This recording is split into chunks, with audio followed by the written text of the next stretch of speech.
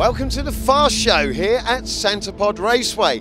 This event features the first ever round of the amazing new class for front-wheel drive cars, the front-wheel drive drag series. Up to 500 horsepower in these crazy little cars. It's going to be really good fun. It's not all about the track action though, and this brand new tarmac here at Santa Pod. There's lots of other things to see and do here at the Fast Show.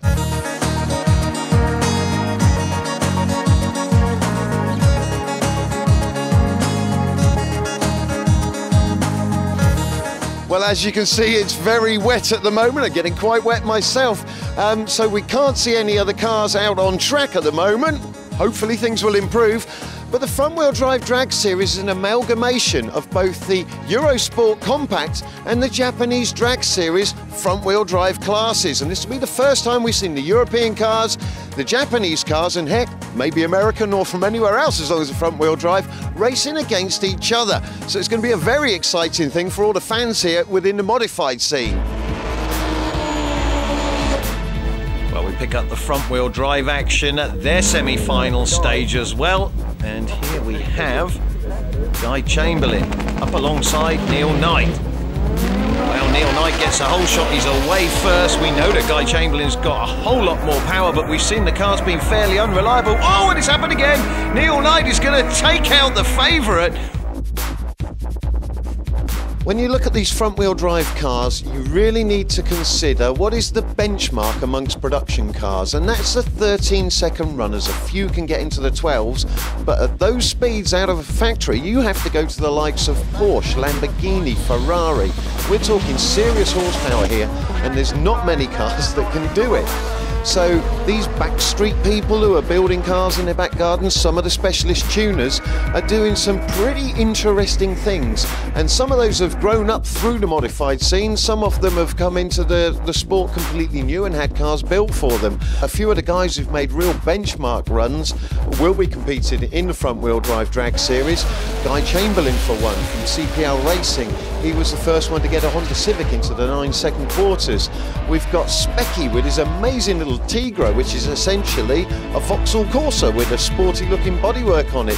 He's gone down into the 9s with a Vauxhall engine as well. These are some of the names out there that you need to keep an eye on right through this season.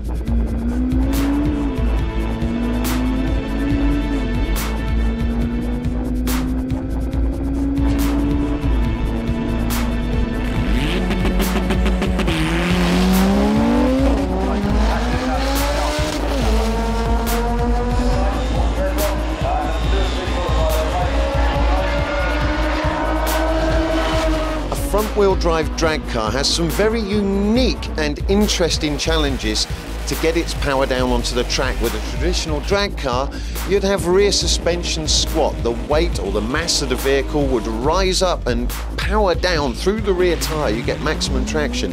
You can't do that with a front-wheel drive car. So usually the rear suspensions are set quite firm. And also the challenge of having a driving steering wheel, getting that power down, means that the driver usually has to do a lot more work as he goes up the track, not only changing gear, but keeping that power under control through the steering wheel. It really is a very strange science to get your head round. Press the brake and hold this button here on the steering wheel. That locks the rear brakes and allows us to do a burnout.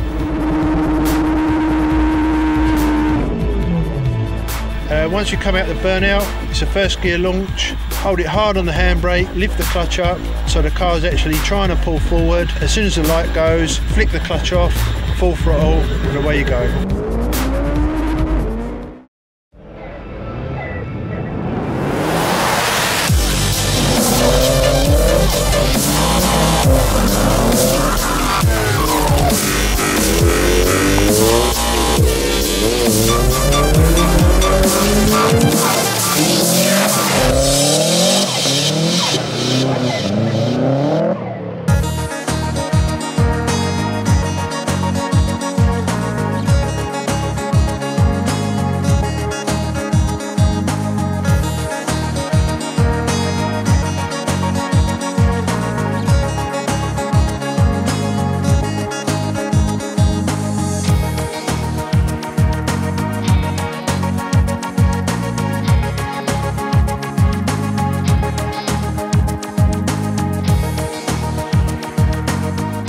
Well, sadly, the rain didn't stop, and that meant the racing didn't even start despite all the crew's hard effort. But with 22 cars registered for the front-wheel drive drag series, the next event here at Santa Pod, that's the Street Nationals in May, is going to be a scorcher.